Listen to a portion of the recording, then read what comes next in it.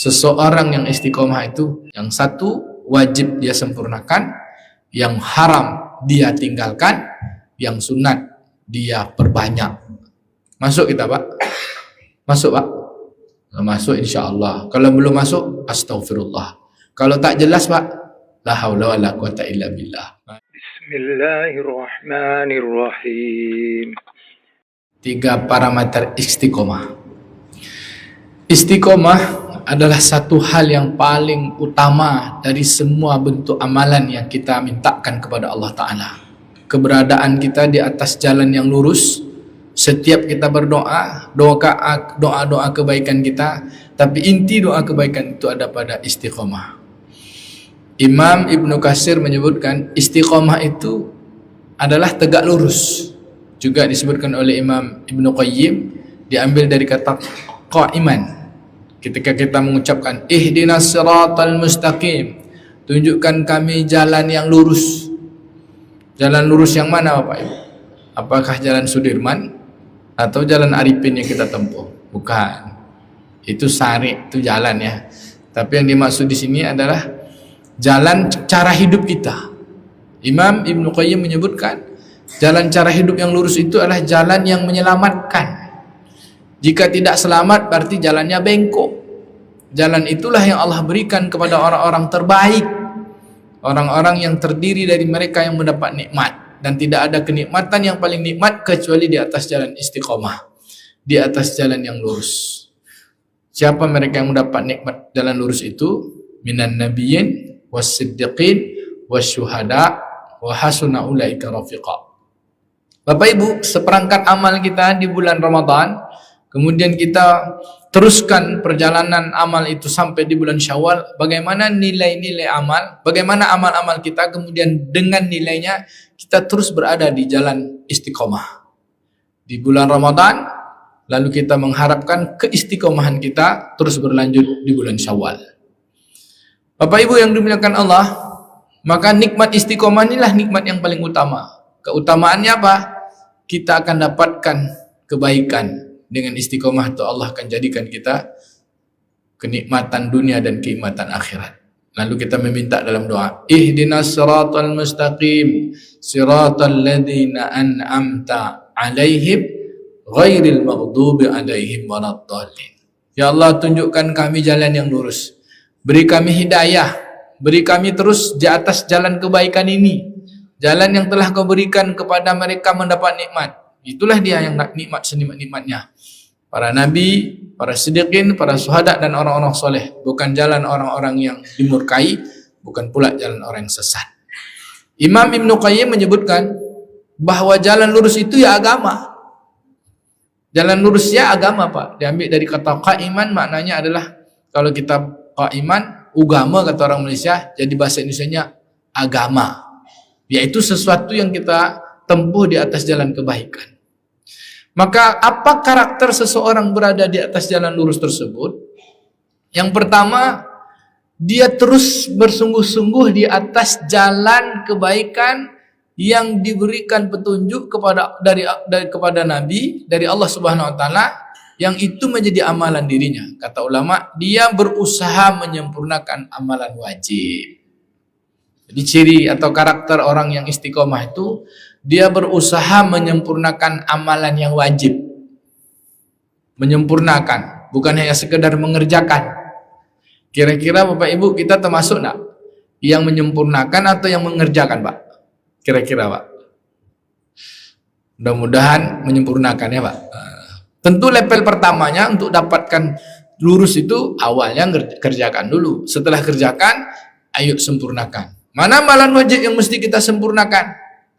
Solat. Solat yang mana ya? Tentu solat wajib, solat fardu. Seperti mana solat yang istiqomah? Seperti solatnya para nabi. Kata Nabi, sallu kama ru'aitumuni usolli. Tentu Rasulullah SAW. Solatlah kalian seperti mana kalian melihat aku solat. Dah pernah lihat Nabi solat belum Bapak Ibu? Ya tidak pernah, kita belum pernah lihat dengan mata kan. Tapi kita dapat kisah dari penjelasan para ulama, dari kisah-kisah yang dituturkan oleh para sahabat yang solat di belakang Nabi. Nabi solatnya kayak gini, Nabi solatnya kayak gini. Tapi solat yang seperti apa yang membangun keistiqomahan? solat yang diamalkan, kemudian amalan itu membawa nilai di luar solat. Solatlah kalian seperti mana kalian melihat aku solat. Yang bisa kita lihat itu waktu solatnya, kemudian cara mengerjakan solatnya, kemudian tempat mengerjakan solatnya. Waktunya di awal waktu, tempatnya di mana azan dikumandangkan, di masjid, musholla, atau di tanah lapang. Tempatnya solat yang di mana ada tempat suci, bersih. Kemudian caranya cuma satu, Pak. Caranya berjamaah. Nanti baru kaifiatnya. Mulai dari takbiratul ihram sampai salam, itu kaifiat pelaksanaan solat. Tapi cara Nabi melaksanakan solat yang bisa kita lihat dengan mata kita, sebelum kita melihat secara kaifiatnya, cara-cara yang secara detailnya, tentu kita melihat dengan pandangan mata kita. Nah, ini kata Imam Syekh Zakaria, terlihat waktunya di awal waktu, tempatnya di mana azan dikumandangkan, caranya dilaksanakan dengan berjemaah. Kita berusaha terus menyempurnakannya. Salat, puasa, zakat, dan jika sampai kemampuan untuk kita, maka laksanakanlah perjalanan yang kita diberi kesanggupan atasnya. Itulah perjalanan haji. Berusaha kita menyempurnakan yang wajib. Yang kedua, karakter orang yang melaksanakan, orang yang istiqomah, yang kedua adalah dia berusaha meninggalkan seluruh yang haram. Disebutkan oleh Imam Al-Ghazali di dalam kitab Bidayatul Hidayah, tarkul ma'ashi, kemampuannya dengan sungguh-sungguh untuk meninggalkan semua dosa, semua maksiat, semua yang Allah larang.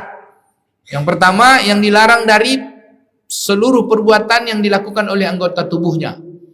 Mulutnya, matanya, telinganya, tangannya, kakinya, pikirannya, perasaannya, Pak. Kira-kira kita dah termasuk belum nih, Pak? Berusaha meninggalkan semua dosa. Termasuk orang istiqomah belum? Berusaha tidak berbuat dosa dari mulut. Bisa nak Bapak Ibu? Jawab aja lah insyaAllah ya nak. Berusaha berhenti bohong. Berusaha menjaga mata dari maksiat, syahwat. Mata, Pak. Nengok orang rumah kita menangis kita, Pak. Nengok meleleh air mata kita. Nengok orang rumah orang lain meleleh air ludah kita. Jadi kan belum bisa lagi mengelola anak syahwat kita. Na'udzubillah. Mohon perlindungan kepada Allah. Ya Allah, beri kami kekuatan untuk istiqomah. Beri kami mampu untuk meninggalkan dosa dari seluruh anggota badan kami. Tangan, kaki, perut, kemaluan, pikiran, perasaan. Lalu nanti baru mampu meninggalkan dosa dari harta yang Allah titipkan kepada kita. Dari amanah jabatan yang kita diberi kuasa. Dari cara berteman. Semuanya, Pak.